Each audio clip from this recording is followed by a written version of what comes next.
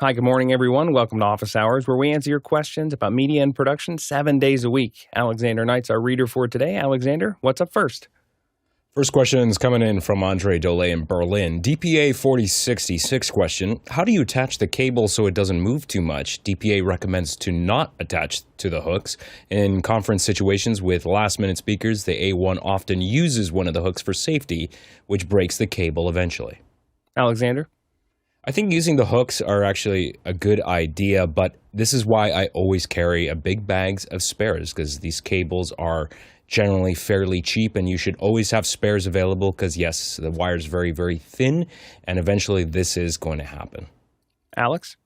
Yeah, I was trying to figure out what it meant by, does it mean the ear hooks? Is that the question, to attach it to the ear hook? I had a feeling he was talking about the clips. There are little retaining cable wire clips. Yeah, that we usually attach to the back of someone's collar. So that's usually where if we get it, we want to put it, usually we figure out where, because it comes up and then it comes around that back area. And then we usually attach it to the collar there is kind of the standard operating procedure for the way we put them on.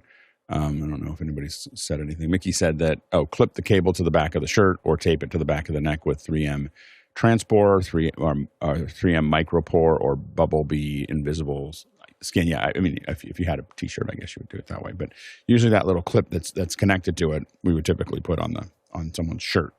So next question. Oh, sorry, I'm not the host. I'm going to leave it. Next question.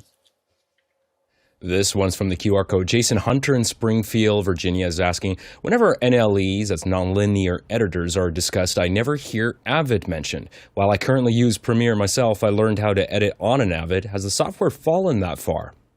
Courtney? Not really. It's still used in episodic television a lot.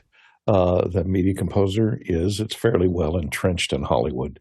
You don't hear about it a lot in the forums and stuff because it's very expensive to buy into the whole infrastructure to configure it correctly for all the collaboration, et cetera, and it's fairly expensive to do. So it's not something that a normal one-person NLE setup, one-person editor, small house would use. They would use something that's cheaper to implement, such as, Resolve or Final Cut.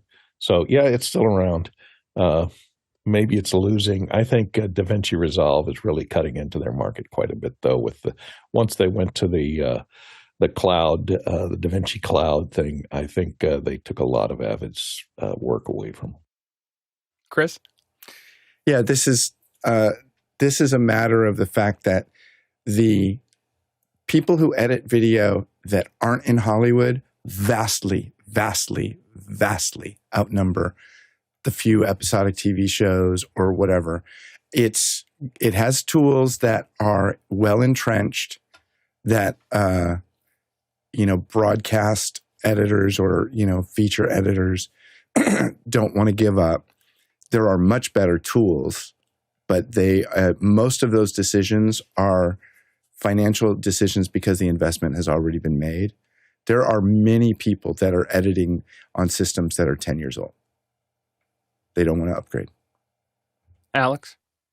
Yeah, there's a lot of super powerful tools in AVID that are, if you're doing this kind of work, if you're doing film work or you're doing TV episodic or a lot of those other things, those tools are only in AVID, and they are exceptional at what they do as far as integrating a lot of integrated into the entire filmmaking workflow. So it's a valuable tool for the very vertical niche that it supplies. The problem is that nobody else needs those tools, and they don't want to pay for it, and it's behind on almost everything else. So it does this. So it can do the thing when it comes to building high quality film editing and TV. It's got it. It nails it. It just doesn't do anything else very well. And so as a result, and it's the entire culture. It's all the feedback they get. It's all the other things that so they know that area, and they've really. They really own it. The hard part, or the dangerous part for AVID, is how big is that island, and is it sinking or is it sinking or expanding? And it's really sinking. And so they really have the challenge for them is they're sitting on an island that isn't going to get any bigger. And it's really hard when you look at the number of releases, for instance, that Resolve does, which is about what feels like one every 2 or 3 weeks. it's really hard to compete with that when Resolve by rumor has 10 times as many engineers as the next closest NLE developer, which is Adobe. And so 10 times. So it is, so there's an entirely different level of production. And I think that most likely, as Courtney said, you'll see that Resolve continues to take market share across all the things that it touches over time. Chris? I'll tell you, if I was Grant, that's the same story that I would tell, that I have 10 times as many. Who knows what they have or where those rumors come from. But Avid is really like the king of the island that nobody cares about anymore. And that's the problem. They're absolutely the best. But I did a whole segment on my old podcast years ago about somebody was, because the podcast was about Final Cut, and somebody was complaining Final Cut sucks because, and then insert reason now here. And we spent a whole episode talking about, the trim tool. The trim tool in Avid versus the trim tool in anything else. And this guy explained it all. And I got to tell you, by the end of it, I had no idea what he was talking about. I mean, I get it, but I was like, it's shocking to me that that's the hill that he's choosing to die on, that he can't give up his Avid because of the trim tool. I was like, I've never worked that hard on an edit in the decades I've been doing this. Why are you an editor? Was my response. Alexander? The only thing I wanted to add is someone who uses Avid products, not media composers specifically, but someone who's used Pro Tools since the early 2000s. They're a company that moves extremely slowly, and much to the chagrin of many of its users, they move so slowly, in fact, that they can take years. And I think they just have a lot of really, really old code. And I just want to point out that just recently, this month, Avid finally refactored the code in the video engine of Pro Tools, and it is finally Apple Silicon native. So think about that. How many years has it been since the M1 was released? It took them that many years. I don't know how big their development team is, but to me, it feels like they are an extremely old, creaky ship that is falling apart, and there's no way for them to actually dock the ship and rebuild it. So they have to replace parts as it's going, as it's moving. That's how slowly they and carefully they are. And they have a very established user base, I think, that is very picky, and people want new features, but they also don't want the software to break either. And I love DaVinci Resolve. I love how fast that they're moving with development. But if I compare DaVinci to Resolve to some Avid products, I have to say that the DaVinci Resolve products are not as stable. They crash more often. So again, horses for courses. There are pros and cons to both sides. Moving slowly, moving fast. Alex? Yeah, I mean, I think that one of the things that for Avid we have to remember is that a lot of times they built a lot of these subsystems because they didn't exist anywhere else, and so they built their own code to make that happen. And what the problem is that it makes it hard when you build your own subsystems to do very, very specific things well. It's hard you have to refactor all of that code to make it work with something new. And so a lot of times they were way ahead of everybody else, but it does make it harder for them to update. The other side of that is that you lean heavily into the libraries that are available to you on any given platform. The challenge with that is that if those libraries aren't doing everything they need to do, then neither can you. So you have those are the kind of the give and take there. I think that again, both Pro Tools and Media Composer are the standard for very high level work, and you can see even with the new ASAF format that Apple. I spent some time this week looking at some of the stuff around ASAF and the Apple Spatial Audio format, which is basically a larger audio container than Atmos, really designed though for headset experiences and or headphone experiences. But there's a lot of development that's happened inside of Resolve, but they built an entire suite in Pro Tools to make sure that Pro Tools, because they know that that's where a lot of the industry is as well. So those are the kind of thing you do have to pay attention to it, because they are, when it comes to that world, they are the standards. I would be curious as to just not from a percentage of, not from a market share base, but from a pure number of users basis. how has AVID changed in the last 10 or 15 years? Because when you look at the people who are editing today, there's just a lot more editors with the creator space. Like when I was at NAB this past year, the Adobe booth is packed. The DaVinci booth, or the Blackmagic was doing some trainings on DaVinci. Those were packed. And I went over to the AVID booth, and it was really cool. They were showing some of the behind the scenes and how they were making Wicked, but there was just nobody there. It was a ghost town. And so I'm curious as to, is the market any different? Or is it just that they've stayed the same and it's grown around them? The question is how many AVID editors are going to NAB as well. Like they just don't, you don't know how many, like they don't really need to go to NAB for the most part. It's a different kind of creator. Yeah, because they're working on a 10-year-old system still. Well, or they're working on a movie, and Mickey pointed out that the AVID audio engine is the reason that we don't have to rely on core audio, and we know how unreliable core audio is. And that's a huge, that's what I was referring to earlier, which is that if you rely on something that's being created by the manufacturer, then you live and die by that. And so I think that's that can be a real challenge, but that's also why it takes so long to refactor the code to make that happen. But I do think that, if someone was starting off, unless someone hired you to work on an AVID system, I wouldn't learn it like that. Like there's not any, there's not really any reason to go down that path. And I will say that, and this has evolved over the last, 5 years for me since we started doing the show. If you look back on all the things at this point, I have to admit at this point, I'd probably just have people start and resolve. It's complicated. It takes a little bit to learn it, but it's just moving faster than all the other companies, and it has all the things that you're going to need. And it keeps on getting better at a kind of a breakneck speed. I think that's and I still open up some of the stuff that I'm doing in Final Cut because it's faster. Like I can do it faster in Final Cut. But the problem is so much of my work now is in immersive or it's in, 5.1 or above. I mean, I don't think Final Cut has updated 5.1 for a decade. So, and it was barely working when they did it. So if you want to do anything more than stereo, it becomes not a usable product.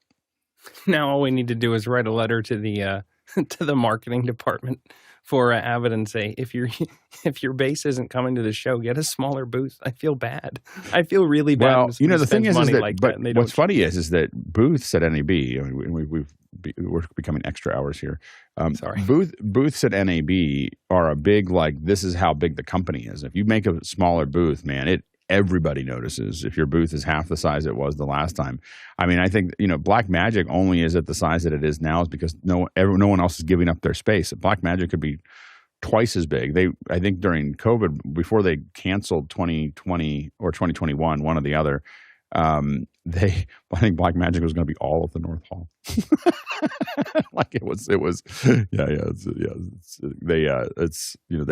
They're limited by everybody else's booth size. Next question.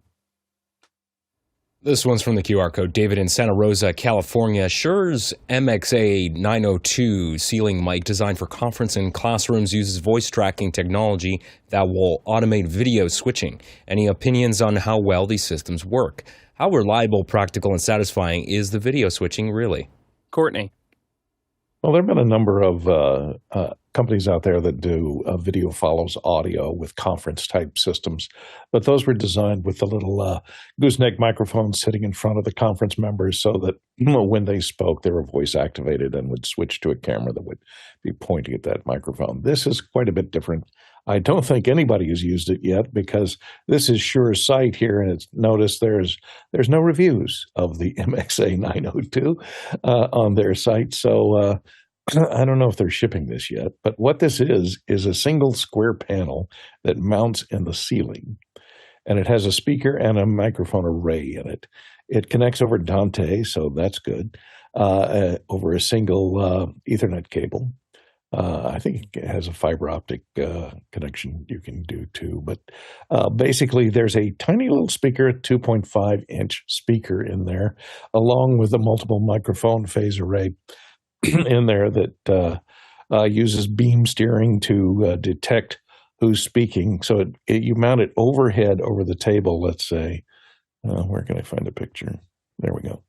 of the of your conference room, and it figures out who's talking and adjusts the beam in that direction. And I assume it's generating a vector based on the beam array choice, and can then convey that vector to your video switcher to choose a particular camera for each particular direction. And it has a speaker in it to do for communications, for Zoom calls or team calls, so that they would hear out of that little 2.5-inch speaker. They say they use the 2.5 speaker for clarity. So you're not going to hear any boomy low end out of that speaker, but it's designed primarily for, communications, vocal communications between different sides of a conference. So you do have to, when you buy it, you have to buy, I think it has to interface to this Matrix high end over here. It's about 4,000 and change for one speaker and the Matrix controller here that connects via USB. I think that one does. But I think it does support Dante as well. So it looks interesting. I don't think anybody's tried it yet. Nobody here on this panel, probably. Chris? What's cool about it is that it is it's designed to be the same size as a typical ceiling tile, but it might be the most expensive single ceiling tile you ever put in your ceiling at $4,000 or whatever. It's a neat idea. Next question. Clive Kitchener in Souk BC, Canada asks, any possibility of the OH radio app being made available for a not-for-profit volunteer FM radio station? They're just beginning their third year and currently have only an online presence as they save their pennies for a transmitter. Alex? I think it's totally possible. We'll ask Juan what it takes to rebrand that, but I'm totally open to it. So yeah, we can take a look at that. Next question. Jacob Goodnight in Indianapolis, Indiana asks, how do you best manage live streams, not Zoom, with ASL translated, closed captioning, and audio interpretation? We want attendees to have native player control over these feeds rather than being burned in. Alex? Yeah, so what you're looking for is a native player with HLS. So what happened, the HLS format is actually pretty powerful in the sense that you can just have a lot of different streams that are all going together. So they're all a bunch of segments that are all available to the player.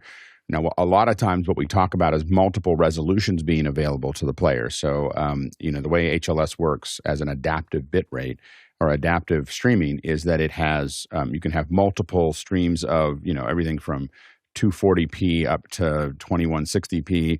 And your player is deciding either by the user or it automatically grabs the one that it can. And all of those are, there's lots of streams that are arriving to the player. And then there's what's called a manifest. And the manifest tells the player, these are all the options that you have of what you can do. And some of those things will be defined automatically by the player, and other things are defined, by the user. And so some of the things that you can define, there's, in addition to lots of other resolutions, you can also have lots of other audio. So that audio can be, it can be a surround audio and a stereo audio, but it can also be 6 different languages. It can be, all these, and the user can decide what those are. You can also have multiple different captions that are all going along at the same time, VTT segmented captions that are all going along with it. So in this, all these streams are being made available through the CDN to the player, and that can be again your dub, you can have live translation happening or interpretation happening. You can have the captions, you can have, and those or subtitles. You can have multiple resolutions. All of those things are available to the player. And the user, some of them can be automatic. You can automatically go to English, automatically go to the highest resolution, those types of things. But that's a player-driven thing, and the player makes requests on what it needs. The Apple Foundation player will do that it does all of those things. As soon as you start going to PC and Android, it gets a little bit more fragmented. And a little more difficult to get some of these things done, but it can be done. There are players out there. Akamai makes a player that makes this happen. This is not something you're going to get run of the mill off of YouTube or other things like this. These are typically an HLS stream to a custom, some kind of custom player to make that all of those things possible. As far as ASL goes, that's the one that is kind of the wild card. So ASL, this is American Sign Language. you typically are going to put them in a box in the corner where they're doing sign language, or you're going to put it next to it. I really prefer the frame next to the frame and provide people with a link to it. This is what Apple does. They provide a link to, hey, if you're interested in ASL, click here. And then you get the experience where the screen is a little bit, the main screen is a little smaller and the ASL is a little bit bigger. By doing a specific stream for ASL, it allows you to not worry about trying to compromise where ASL isn't as big as people would want it to be, and the viewer and people aren't annoyed by losing some of their screen real estate if they're not interested in looking at ASL. And so I highly recommend not trying to do that one all in the same stream. Give people another option to do that, and then build a really great one for folks that need ASL. So that's how you combine those. But you'll need to do a custom player. But what you're looking for is an HLS custom player, and a lot of people build them from scratch. Next question. Robert Green in Los Angeles asks, Alex, I hear you have some new adventures to talk about. So many. So I will just show a little bit. We'll talk more about it tomorrow. But this is the stage that I was working at last week. That's why I was gone. You can kind of see this is the control room for that stage. Flames, we got a fire, as you do. Here's what it kind of looked like in the theater. So that's a little bit of what I was working on last week. I'll go into it in more detail tomorrow morning. Ooh, a tease. I like it. Yeah. Next question. Samuel Nordvik in Norway asks, how can I reduce the size of my Final Cut Pro project that's grown to 2 terabytes without adding a lot of media? Delete render files in the menu does not reduce the size much. Chris? So, yeah, Samuel, the trick that most people mess up with Final Cut is this one feature. In the settings here, there is a feature called Leave Files in Place. And that you should just always have that on. By the way, this is our friend Keenan. He was on a TV show recently, a little reality show. But Leave Files in Place is super important. The reason for that, so the people at Apple told me once, they said that something like 90% of the phone calls that they would get with old Final Cut Classic when people had technical issues was that their media got disconnected, oh, it's broken. And so when they built Final Cut 10, one of the things that they wanted to remedy was for people that don't know what they're doing, let's make it so the media never gets lost. So when you import media into a Final Cut library, it says, oh, you want the media? And it slurps it all in and puts it inside the library file. And that's why that library file gets big, because it's duplicating all of the media that lives outside the library file, so that if you don't know what you're doing, you're never going to lose your media because it's right inside the library. And you're right, it gets super big. And it doubles all the size of all the media on your drive, and your drives get full, and it's ridiculous. I would say, Samuel, that you probably know what you're doing.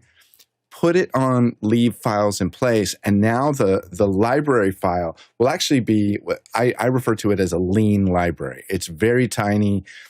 You can zip it up and mail it to somebody as long as they have the media as well. But I would wager to say that just understanding how Leave Files in Place works, my camera's drifting, sorry, will solve most of your problems. Alex? What Chris said. I was going to show something else, but he covered it. Another thing, just for your peace of mind, Samuel, is if you take a look at your library and you right-click on that library and you hit Show Package Contents, then you're going to actually see all of the individual events within that library, as well as how big the render files are. So I can see that my render files here are 27 gigabytes. So now I know when I go in and delete my render file, that's the amount of space that I can expect to save. Weird thing I've noticed it on AFPS drives. I'm not sure if it was a Sequoia or a Tahoe thing. Sometimes even when you delete it, I've deleted it from the Finder, and it's taken some time for the available storage space to catch up to reality. So if you want to know exactly what's taking up space within that library, right-click on the Final Cut library file, hit Show Package of Contents, and then you'll see exactly where you stand. Next question. Oh, one last thing real quick, CJ, Yes, sir. Samuel. I would also recommend that when it comes to file management stuff in Final Cut, trust the app, use the controls inside the app. What CJ just showed you, really great way to double check everything. What you don't want to do is start digging in there and throwing away the files at the Finder level. Trust the app, use the tools inside the app. Sorry. No, yeah, all good. Next question. Tommy Shanson, St. Paul, Minnesota, USA asks, has there been the call out for help for the theater project, and is there a proper name for it? Alex? Arena One, and you will see a new, I know I keep on asking for these things, but these are different databases that we're working on, but we're going to be doing a call out today for people and looking for where they all are, and there'll be a couple more questions for that, so keep your eye out for that. That'll go out this morning. We are looking for probably 150 people around the country to be available to do stuff in almost every part of the country, so keep your eye out for that. It'll go into Discord, and then eventually it'll probably be out in email next week as well. So stay tuned. Next question. Vic Hernandez in Springfield, Missouri asks, food for thought, pun intended. Did you know food guy Alton Brown was a cinematographer and the DP on R.E.M's 1987 video, The One I Love? What? Go ahead, Courtney. I did not know that, but there's a lot of people out here in the industry who started out as one thing and moved into some other field that they found more interesting. I know I've played the field. I've been, started in radio, went into television, also invented software design, so we have varied interest. Alton majored in at the University of Cleveland, Georgia, in radio and television. And so he got interested in shooting film back then. And then he kind of got disgusted, apparently, with the state of cooking shows out there, so he decided to produce his own. Then he kind of, the inventor side of him, got into designing kitchen tools that had more than one purpose, so a kitchen tool that could do multiple things. So he's quite a Renaissance guy out there, and now hosts his own empire of cooking shows, Alex? Yeah, it's interesting. I think he was interested in cooking. The story I understand is he's interested in cooking, started watching cooking shows, and then was like, "This is a horrible format,"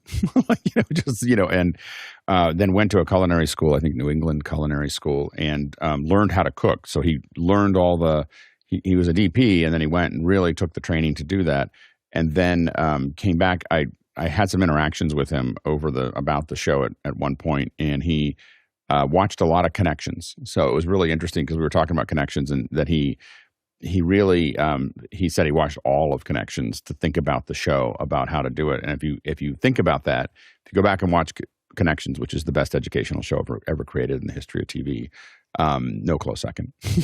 So it was also spared no expense, but it is the best educational material ever generated. He went back to that and watched a lot of it, and you can see the DNA of Connections all through Good Eats. It's just this idea of going back into history, jumping through things, having all of those bits and pieces to tie it back into why we do what we do today. It's the best cooking show. It's my favorite. I mean, many of us, that if you're a food cooking geek, that wants to know why you're doing everything and why these things work. I literally own the whole library. I don't, not like I watch it when it comes by. I own every episode, and I can and load them onto my. I usually have some of them on my iPad when I'm thinking about something, about how I'm going to cook something. I'm going to go watch the turkey derrick. The turkey derrick episode is the best. This is pinnacle Good Eats. Next question. Robert Green in Los Angeles asks, my Apple Notes database is getting huge. How do you manage your Apple Notes? Alex? Lots of folders. I have lots of folders that, now I will say that I don't, I'm obviously not taking anything off. I mean, my notes are kind of everything. Every time I open a meeting, every time I have something, all my notes go in there. But I keep a lot of folders, idea folders and client folders and lots of other things to keep track of those things. I also pin ones that I need a lot. So I have like my FedEx numbers, my how do I log into MacBreak or to office hours? How do I do these things? Those are all pinned so that they're at the top of my notes all the time, so that I can quickly find them, because I use them to find. There's a handful. There's like 10 of these things that I'm using all the time, and those are all pinned to the top so that I don't have to dig for them. Yeah, notes has kind of become like it's like people call it a PKM or a personal knowledge manager, but you can throw pictures and scans of documents and you can take a picture of a plant and into notes, and it will tell you what it is. You can. Seriously? It'll ID it. You can. Yeah, I mean, Notes and Keynote are the two most powerful apps that Apple's ever built. And there's so much built into those apps, and they have, but Notes is probably my most used app in the world. Yeah, I'll admit, when you get into when I get into the keyboard shortcuts, or whenever I discovered that I could have differentiate the title, the heading, subheading, bulleted lists, and I didn't have to move the mouse to do it, it got really addictive. I was like, I don't know, it made it fun. You should do a whole thing on Notes tips, because there's so many things that people don't know. Like, it has a scanning function. You can just take pictures of documents, and it flattens them all out and does all those apps that you buy or whatever. Notes just does that. It just is like, yeah, sure, I got that. Chris, I'm just going to say that what has it been now? 5 years we've been doing this, Alex. 5.5 years. All worth it just to know that I can pin a note now. So you may not be seeing me anymore, but because now finally I got understand. the nugget you finally got the knowledge nugget you were looking for. Now I understand why I've been a part of office hours all these years. I will say when I learned, I don't know when, it was maybe 10 years ago that I learned how to pin notes, and it was the same thing. Like, once you learn, I can pin. I have these handful of things that I go to all the time, and I can pin them, and I'm gonna see them at the top. It's life-changing. I just search for everything. I try to be very deliberate in what I call things, and being able to search through, what did you call it? Personal knowledge manager, whatever. Yeah. I love it. I use it all the time. I figure out all the lumber I need to buy for a project I'm working on right now. I'm doing it in Notes because I know my phone will be with me. I share checklists with my, like, when I'm going to the supermarket, and my kids and my wife, I'll just share them the note thing, and they start adding a bunch of stuff to it as a checklist, so I don't, I get everything everybody needs. And it's a really fluid.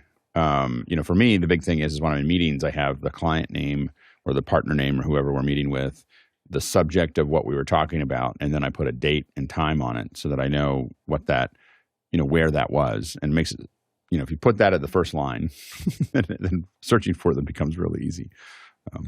Also, we're planning our daughter's wedding, and the guest list is in Notes, and she and I share it, so we can keep track of it. And as she adds to it, I know how many more chairs to rent from the chair guy. Yeah, exactly. We're doing it in our backyard. Nice. Well, you got a good backyard. If you really want to have fun, also make sure that you've checked that there aren't some errant notes synced to some other account somewhere that you did by accident, because I pulled some notes 2 weeks ago that were from about 10 years ago, and I had fun trying to figure out what the heck I was doing. Vic Hernandez, Chuck Swan, people are chiming in. Tony Mobley, everybody's chiming in the chats. There's a lot of notes love. If you want to be a part of that chat, we have a whole community here that's not just on YouTube. We're happy you're here if you're on YouTube, but problem is you're missing half the show. We're on every single morning at 7 a.m. Pacific in Makana. And if you're there, you can ask in real time, vote on what else is getting answered, and then you can connect with some of the smartest, most engaged professionals out in this community. So check out the chat. If you go to officehours.global/join and sign up there, you'll get all the links on how to get into the chat, into the Discord, all the inside track stuff. So officehours.global/join. Hope to see you live tomorrow. Next question. Paul Vahus in Austin, Texas. What waterproof phone case would integrate well with the SmallRig cage, charge with MagSafe, and work underwater? Courtney. Yeah, it kind of depends. And working with MagSafe, the problem is if you want a dive case, in other words, you want more than just splash protection, you're going to work underwater, You're going to have to put it in some kind of plexiglass case that is waterproof down to a certain depth. Here's one called ProShot Dive 2.0. Now, this has what's considered a GoPro connector on the bottom here that interfaces with anything that's designed to mount a GoPro. So it can attach to a lot of stuff. I would not try and use MagSafe to connect to an iPhone because once you put it inside that plexiglass case, the distance between the magnets and whatever you're going to attach it to gets increased, which means it's probably not going to hold very well. And the last thing you want to see is your iPhone drifting to the bottom of a 400-foot trench, because it popped off the MagSafe. And besides, why do you need it in a cage? This one has a handle on it so that you can hold the, it's not like you're going to attach a bunch of monitors and stuff to it underwater. So I don't know why you would want to even put it in a cage. You're not going to put your microphone on it or anything like that unless you've got a hydrophone you're going to attach to it. Next question. Chuck Swan in Bristol, Wisconsin is asking, DJI RS4 or RD4 Pro as a remote head, how is it versus a PTZ for on-air moves? Alex? Yeah, I'm assuming you mean the RS4 Pro as opposed to RD4 Pro. I don't think there is an RD4 Pro, but the you can absolutely get great ones. I'd probably lean towards the Pro version because you're going to fit into the entire ecosystem, the controlling ecosystem that DJI has. So the LiDAR and the remote controls and everything else that you would have with it. But I think that inside of that, you're going to find that if you get the extra tools that are available to you, you may find that you have more control with the RS4 Pro than you would with a PTZ. Like it's going to be bigger. It's going to be, there's a little bit more. It's going to be more quirky to get it all put together. The other thing but I think that the Ronin 4, D is also something that, I just did a show with, a month ago or whatever. We had three of the Ronin 4Ds, and those are just beasts. We put one on a cable cam, and then 2 roaming, and they were amazing.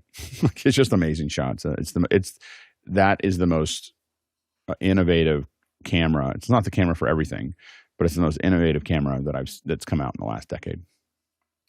Next question. Paul Valhus in Austin, Texas asks, what are ethical considerations for using AI synthesizers like Riffusion or Suno to generate custom sounds without undermining human creativity? Alexander?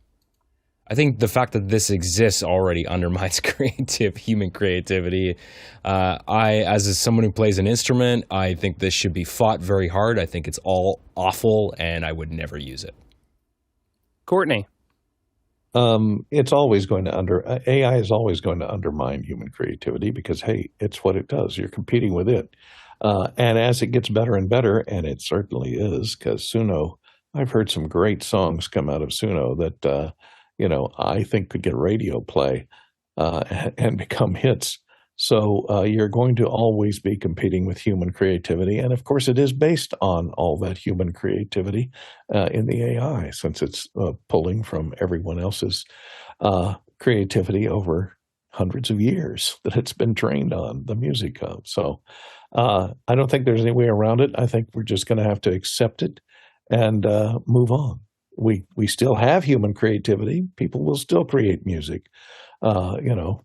People used to say, when the Napster came out, they said, well, look, if we can't get royalties from our music, we're just going to stop making music. Well, people have been making music for their own pleasure for millions of years, from the lyres in ancient times up to the current synthesizers that are out there. So they're going to, they weren't getting percentages of Spotify sales back in the, ancient Greece, so they will still make music. Alex? Yeah, to Courtney's point, the idea of mass music, of generating large profits for artists or record companies or anything else, really only happened in the last, 100 years. So it's a blip in the system, that it happened there because we had mass distribution. I mean, really, the thing with AI is it's the mechanization of ideas. And so there's lots of other industries that have been mechanized, that we didn't care about. Like we're like, oh well, it takes less people to make cars, or it takes less people. Now we can, vacuum form our cups and do all those other things. But I think that so that's been happening for the last 100 years as well, as the Industrial Revolution continued to expand, and the Industrial Revolution, AI is the Industrial Revolution reaching the idea world. And it's the. And so, but I think that the reason I say that is because I think that we also are going to, I can feel it coming, and you can see people talking about it, where people are valuing humanness more because of the AI. Like when you see something really, really cool on Sora, you're like, oh, that's really cool. And then you see 800 of them and you're like, okay, I'm bored. It's like, it's really, really funny at first. And then you're kind of like, it's too much because you can mass produce it. And I think that we're going to keep on coming back to things where people are valuing something that is obviously human crafted. I don't know how obvious it'll be forever, but there is I think that people are going to actually crave that the same way that we look at, a wabi, like what I would tend to refer to as a wabi-sabi kind of cup or whatever. I have some, cups that I like to use, and some little salt things that are obviously handmade. Like you couldn't make those with a machine. And I pay $30 for those, that are sitting there that I bought at a farmer's market or whatever from the person who actually made it. And so there's the stuff that I value. The other stuff is just stuff that holds things, and so I think that we're gonna see more of that as well. Chris? I disagree, Alex. I think if somebody made a whole channel with nothing but angry apes generated by AI, I'd watch that all day long. You think you would, like you think you can't get enough of the Australian ape that's blowing people up and doing funny things and running, but whoa! I don't know what you're talking about. I'm just talking about the angry ape guy.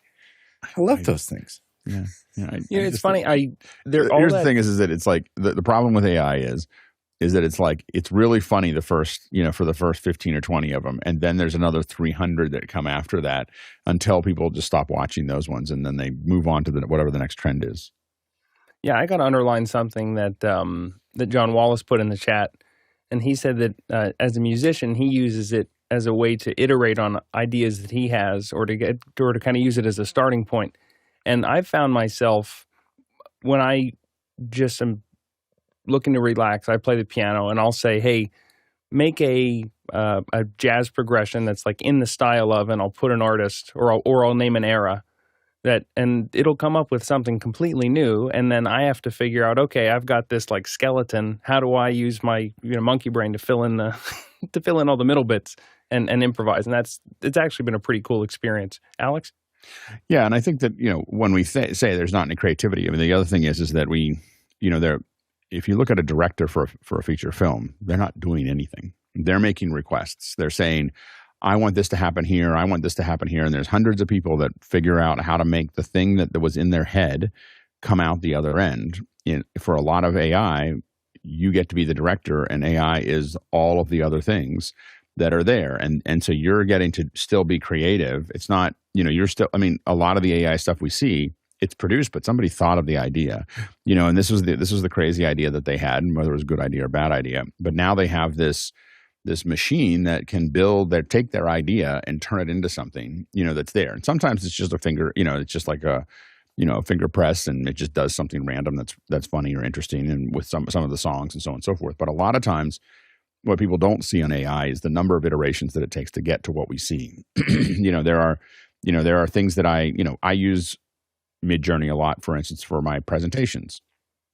What people don't see is, there's these little cool things that pop up. Yeah, there were hundreds of those before I got to the one that I wanted. It was figuring out how to ask for it, how to iterate it, how to, whatever. Now, that hundreds took me a half an hour, which would have been less than me trying to find it and much less expensive than me trying to find it somewhere. But yeah, so there's a lot there. Hey, fun fact, we're open for questions 24/7. You can go to askofficehours.global. That's askofficehours.global. Anytime, day or night, put in your name, put in your question, and we'll start getting them in on the next show. It's pretty cool. and there's nothing to log into, nothing to sign up for. Just ask officehours.global. Next question. Makins Addison, Concord, North Carolina asks, panelists, how do you approach balancing ergonomics and best practices for your studio layout? I have a home office mix studio set up in a spare 10 by 12 bedroom. I use dual monitors for PC and Mac, a camera, and key lights. Alex? I mean, the main thing is that you think that you want to put the camera, you're going to be against the wall with the wall behind you, but generally what you want to do is you want to put the camera against the wall and then put your desk in front of that, leaving as much space behind you as possible. That way it falls off. You want to be as far away from that background as possible so that it'll fall off into less focus and so on and so forth. What we normally see is people leave the open part of their office there, and their back is to the wall, and then they're really close to the wall, and that doesn't look very good. And so also think about corners. So you can see that CJ is using a corner.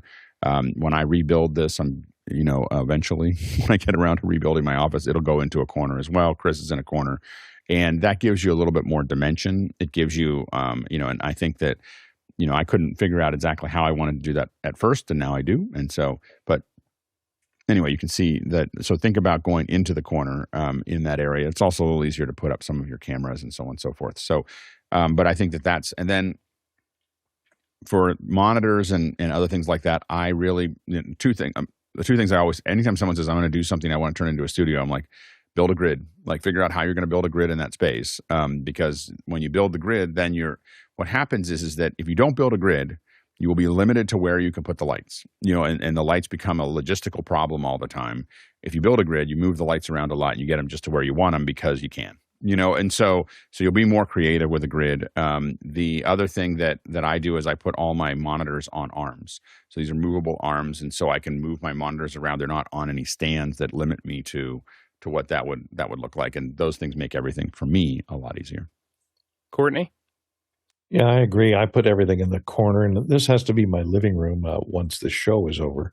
So I have stuff that can move out of the way, and my main workstation here is all on one wheeled cart, and with monitors, additional monitors, outrigger monitors are on magic arms that come off the sides. They can be folded out of the way once I get up from the doing media, or if I want to use it for writing software or something, it still serves that purpose.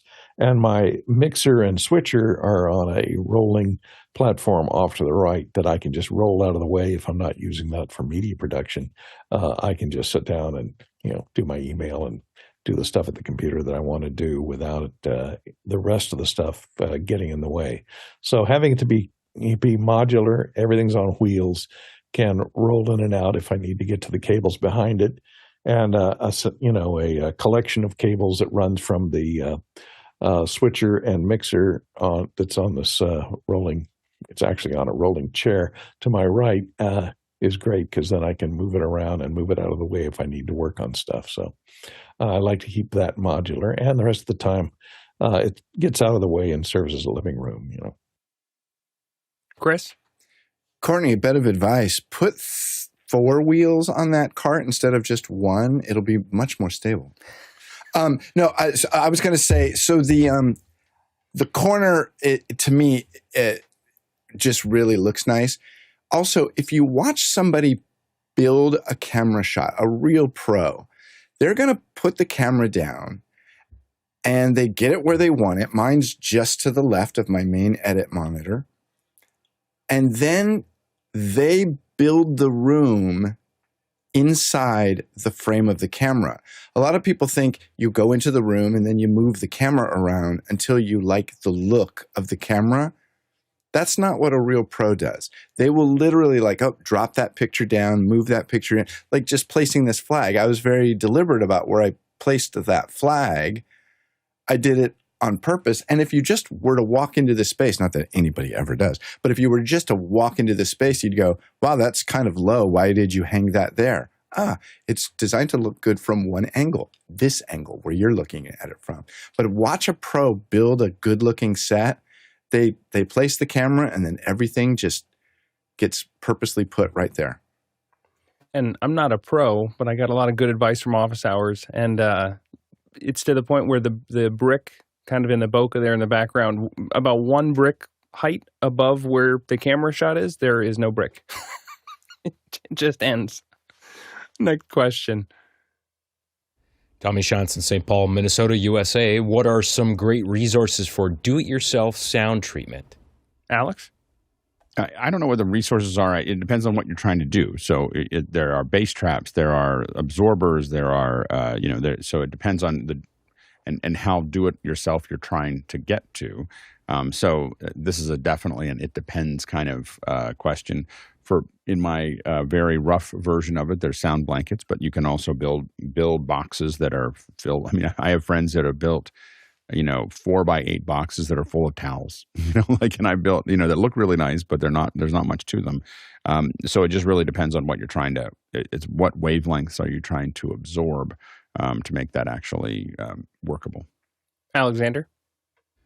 You can make them yourself, and there are people that do. You can go to Home Depot, you can buy a product called Rockwool, and they have a whole variety of different products. I think one of them is called Safe and Sound. You just build a wood frame around it, and then you would cover it with a fabric material. And there's probably all sorts of videos on YouTube about people making that kind of stuff. I still don't recommend it, and this is why. Most of us are not acoustic engineers. There's a real science behind it, and there's a reason why companies charge a lot of money for panels that are designed to absorb certain frequencies, like Alex mentioned, bass traps, and there are panels that are made in all sorts of thicknesses, and they're rated for specific frequencies with what they do as far as absorption is concerned. There's a lot of calculations involved, and I would recommend buying panels that are specifically designed for this because they've been tested and there are very, very smart people designing them. Companies like Prime Acoustics, and there's all sorts of other companies that are reputable. I would not recommend egg cartons or any of the cheaper foam products. They do not work anywhere near as good. And the pre-made panels too are they're rated for a certain safety as far as fire is concerned. So that's also another thing to consider. The other thing I like about the sound panels that you order in are if you order a bunch of the same one, then the mounting hardware is always in the same place. So if you're really particular about having things evenly spaced, and if you're doing some sort of pattern and you have everything laid out, it's really nice. Courtney? If you don't care how it looks, if it's in a closed room that you're never going to let people come into and you just care about the sound, these foam mattress toppers, memory foam, a couple of considerations. They're big. They're not very expensive. They have the egg-shaped surface on them. They're very absorbent. You can hang them if you put a couple of 1x2 pieces of wood and sandwich the edge between those, and then you can hang them from eye hooks on the ceiling. And because they are mattress toppers, they are flame retardant. And so you get all that stuff built in, so it's not as dangerous as putting egg crates up on the wall to break up the sound. And they're fairly cheap. You can take them down and roll them up and stick them in a closet if you want to restore your walls to normalcy, if you just want to hang them on some eye hooks. If you are finding office hours valuable, there are a couple ways that you can help. You can like and subscribe to our channel. You can also volunteer. We have volunteer opportunities both during the show, but also around the show. We've got councils that help us figure out how do we attract more panelists, what special things we want to talk about, how do we want to move the show forward. And you can find out about that at officehours.global/volunteer. And finally, you can contribute to the show financially. We do have some bills, and we are a nonprofit. So if you go to officehours.global/donate, you can send us a donation there, and we sure do appreciate it. Next question. Paul Valhus in Austin, Texas. What is innovative about the new Leica EV1, the first camera without a built-in EVF? Alex? I think it does have a built-in EVF, but this is the Leica. What Leica really tries to, their shtick is to look for a classic photographer that wants to have that kind of more streamlined, less feature heavy, but still get a really good quality image. It has, it does a 60 megapixel. I mean, it's so amazing that we're talking about 60 megapixels, but it's a simple, feels much like a camera.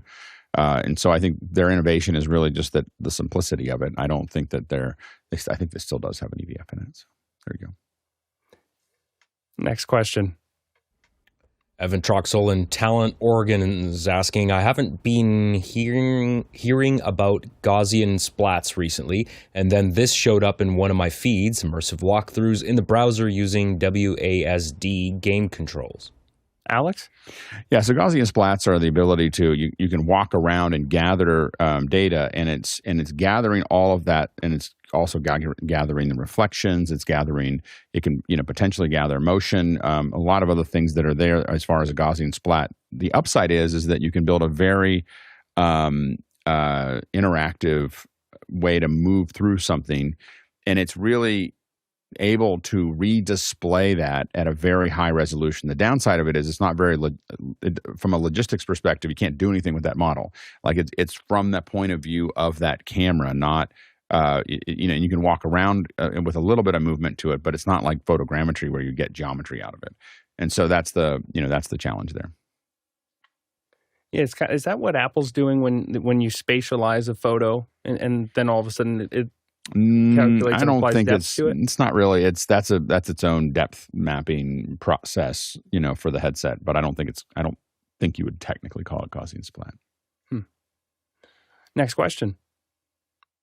Angela Jack in Brooklyn, New York. At the point of using a Beastgrip cage with a lens mount for an iPhone camera, why would one not simply use a real camera trying to get the logic? Courtney. One would. The main reason to use an iPhone or any phone in a rig with an additional outboard lens is if you're shooting an iPhone commercial or you're promoting that phone and you want to say, hey, this was shot on a phone. Otherwise, by the time you spend all the money in adapting, better lenses, cage, and modifying it, you can get a pretty decent camera that was designed to work as a camera and not just a phone. The only other reason I can see for doing it is if you're going to be streaming live. That way the iPhone can act as your streaming device as well and your connection to 5G. So it has that going for it. But otherwise, I think most of the time they do this is just as a stunt for advertising purposes, or in a couple of cases where they don't put a lot of gigaws on the outside of the phone. They just use the phone out of their pocket as it comes for capturing documentary footage where a large camera would draw attention to itself. So it's dangerous to use a regular camera, or you're trying to steal the shot without where regular permits and permissions would be required. So that's one reason to use an iPhone as a camera. But otherwise, I think it's just a stunt. Alex? Yeah, I mean, obviously Apple does it to prove that they can do a keynote for millions of people without, to do it, with the phone. I will say that from a production perspective, as someone who uses the iPhone in a production environment, I'm not really sold on the Beastgrip. Like, let's put huge lenses in front of the camera, like that part. I don't really spend much time on. But as being able to go out with a very small unit and capture ProRes, capture high frame rate, capture a lot of different things is really powerful. And not having to lunk around another camera to do it. There's a lot of production that can be done now with this, and with some relatively small lenses from a compact perspective. And, I've worked in a lot of contested locations where it was important to be able to do that. And like CJ is showing right now, that would be very, very hard with any traditional camera to do. Is what they're doing with those phones there. So those are the, and again, now you just have iOS as your OS. I mean, the camera companies are not very good at building controllers for their own cameras. They build big sensors and they build processing. The interfaces that they build are trash, for the most part. I think Blackmagic does it better than everyone else. But most of them are just a real pain in the neck to use. And so the ability to have a device that you have total control over makes a big difference. Let's sneak in one more question. This one's from Tony Mobley in Noonan, Georgia. Alex, I know you have been busy, but can you give us an update on the gourmet popcorn journey? Alex. So anyway, good way to finish a Friday. It hasn't changed a lot. I'm still doing. I use a Jiffy Pop or something. It's similar to the Jiffy Pop. It's a slightly nicer version than the Jiffy Pop itself. The big thing with that is that you need a thicker bottom so you get more consistent heat. So that's the one part of it. I'm using an olive oil from a local distributor that has a high smoke point, which I think is a lot better than the avocado oil.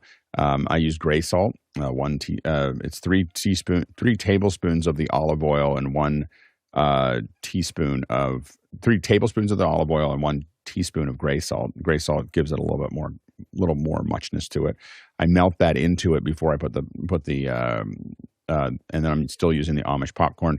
I like the very small Angel popcorn. My family really likes the mushroom popcorn that they sell. So we get that in 6 pounds at a time. And I don't put anything else on it. I don't feel like I need to because it tastes pretty darn good when you're done. So those, that's pretty much my process. I use 100 and I've gone down.